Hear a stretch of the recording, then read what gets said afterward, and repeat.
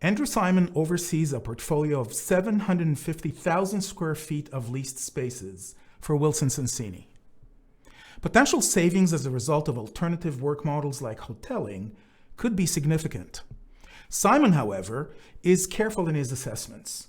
It is not yet clear whether such models could work.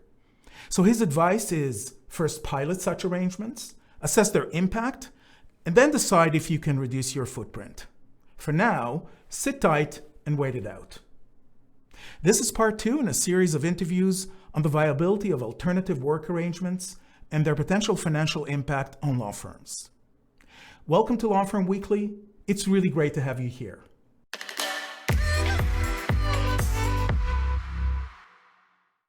Andrew Simon is a Senior Director, Real Estate at Wilson Sonsini. He is an experienced global real estate professional with extensive knowledge and proven success in commercial real estate. Welcome to the studio, Andy. Thanks very much. Good morning. So I know that you cut your teeth in the New York real estate market, which is considered to be one of the most difficult ones, I guess, still. Is that the case? Well, I would certainly consider it still. It's highly competitive, and by virtue of the fact that it's the largest commercial office real estate market in the world with, I think, well in excess of 400 million square feet of space, it certainly takes the cake as the biggest. And I would say reputationally, New York is one of the toughest places to work and to live. So yes, I think it is arguably still among the most competitive places in the world.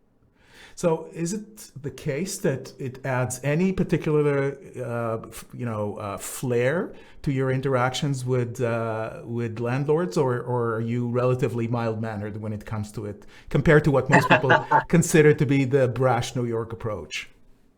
Well, I'm very proud of my New York heritage, but I'm also proud of the fact that when I do business with landlords and institutional investors, other places around the country and around the world, they don't automatically assume I'm from New York. I'm not sure if that's I don't have a strong New York voice, even though I'm born and bred, or that I am simply a little bit less overtly aggressive. Maybe that's a better way to put it. Fair enough. So before we dive in and we talk about the topic at hand, which is the effect that this pandemic has on how law firms consider their strategies around real estate leasing and so on and so forth.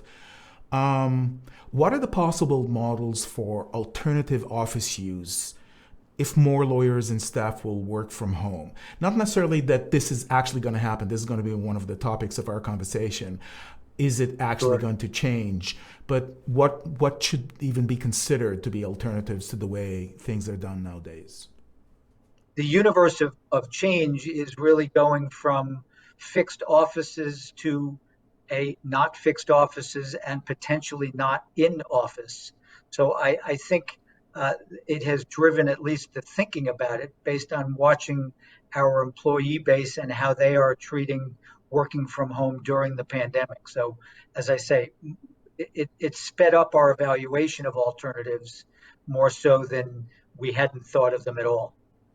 So how could it theoretically look like? I mean, there's some models out there that have been tested and implemented over the years, some of them more successful than others. There's hoteling, then there's some kind of a subset of it, which is hot desking. What realistically you think should be considered as an alternative, when thinking about the future beyond the pandemic? It is certainly possible, given the technology, and we all, for the most part, have it, that we don't have to be in the office. We have the tools, we have the technology to work from home or to theoretically work from anywhere. So if we start with that as the premise, people don't need to be in the office all the time. So as we start to look at people's wishes, and I'll put that in that term because we're going to survey ultimately our entire attorney population as to what their ideal is going forward.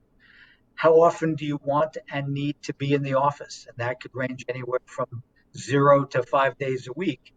We then simply need to look at that and model our actual office of the future, if that's what we want to call it, to accommodate for, does somebody need a fixed office? And to the extent that there are attorneys who are probably old school and simply want to be in the office all the time and have everything in front of them at any given moment, a fixed dedicated office remains important. We aren't suggesting that that would go away at all. We just want to know whether or not, if they're only in the office, call it 1 to 3 days a week, is there another way to do that? And the result of that could be that whereas to accommodate the same number of attorneys, we don't need the same number of offices. Is it the case that many, and I know this is kind of a cultural, psychological question more than anything else, but I mean, this is what's driving some of the decisions that you will ultimately execute. That even if they'll work more from home or remotely, they'll still want to come back to a really nice office where they still have the pictures of their kids or wife or grandkids and so on and so forth, and having this comfort of a home away from home, even if they work more from home. Is that a fair assumption? I think it is. And again, attorneys, I'll say with a smile, especially since I'm not one, are a different breed and are simply used to the, if not comforts, then of the normalcy of having their own office. So yes, I think that's a challenge. Uh, Again, for law firms, maybe more acutely than others, but nevertheless something that would need to be addressed in any kind of, as I said, unassigned or not full-time use of an office.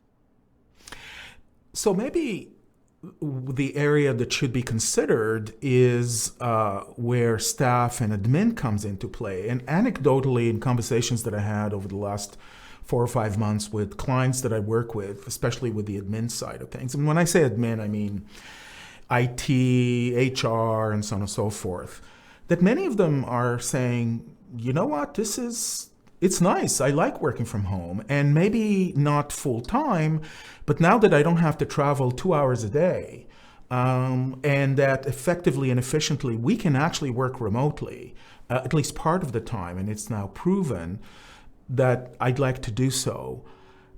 Can you see a model of where firms will be able to do some hot desking around this kind of group of people who will want that? Can you even see where that could translate into substantial enough savings to go through it? It is generally, and I think fair to say, that staff tend to work or live farther from the office than often many attorneys, in all likelihood purely for cost-driven reasons, and therefore their daily commutes are even greater, so that opportunity to, in essence, either not commute or reduce the number of days that they commute is something that is both the smart thing to do, and I think the right thing culturally for firms to look at, just in terms of how feasible that is. So yes, looking at that as an opportunity for, again, more flexible work, depending on the nature of the work they do and the people with whom they need to interact, that is absolutely part of the equation and how we are thinking about it as well. So, can you guess, based on what you've seen out there, what would be practically a situation where staff and people, to your point, who can have more flexibility, or the office space that they'll be using may not be as permanent as it is right now? What does it look like? Is it committing upfront to X number of days that you're going to work away for the next month, and then having a special assignment of available space that will change? Is that, what does it look like practically for the actual users? I've been taught a long time ago, never to give an answer that is either factually incorrect or I simply don't know. I don't know the answer to that yet, and I don't think anybody really does. I think that this will go through, and again, the pandemic, as I said earlier, which is sort of accelerating people's thinking about this. I don't know that anybody has arrived at the answer. I think we'll experiment, and my advice is twofold, really. One, let's wait as long as we can before settling on an answer. And two, if we have the ability, let's test out some of these theories. And this is a good segue to a question that I have. If I had to now negotiate as a firm for tens of thousands of square feet on behalf of my firm, and it's something that it will happen over the next 6 to 8 or 9 months that the lease is coming due or whatever. How would you recommend doing so with the landlord? Well, as best you can, I would certainly recommend holding off for as long as you can. Firms and companies are, as part of pushing off that decision, if forced to make decisions, are doing one of a couple of things. One, they're sometimes doing very short-term extensions, i.e., simply buying time so that they see what it looks like in a little while. They are simply saying no. They are making even longer term decisions to stay if they're forced to, where they had potentially or initially expected that they would leave. But in many cases, and not necessarily true of all law firms, but in many cases, they are, if they're renewing or relocating, they're shrinking their footprint by virtue of an anticipation that they will need less space going forward. You've lived on both sides of this.